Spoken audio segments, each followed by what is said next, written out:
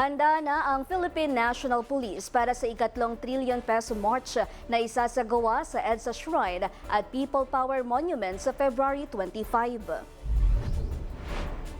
Magde-deploy ng kabuang 11,498 na pulis mula sa National Capital Region Police Office para magbigay ng seguridad sa two-day event. Ayon kay PNP spokesman Brigadier General Randolph Tuanyo, inaasahan na abot sa 100,000 katao ang lalahok. Dalawang klase po yung paghahanda na sinagawa ng Philippine National Police. Ang unang paghahanda po, ito po yung mga opisyal na dokumento na tanggap po natin.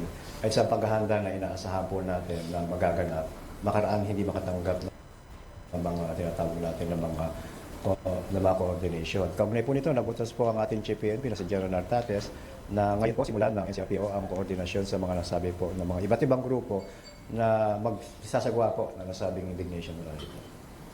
So ang pag-meeting po nila ay magsisimula po ngayon at meron po uli sa February 16.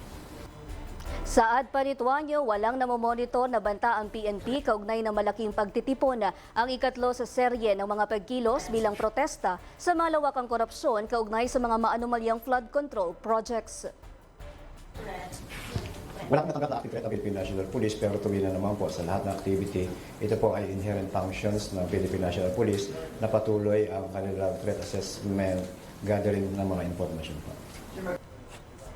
Iniutos naman ni PNP Chief General Jose Melencio Natates Jr. sa NCRPO at sa iba pang police commander na makipagpulong at makipag-ugnayan sa mga organizer para matiyak ang mga aktibidad ay maisasagawa ng ligtas at mapayapa.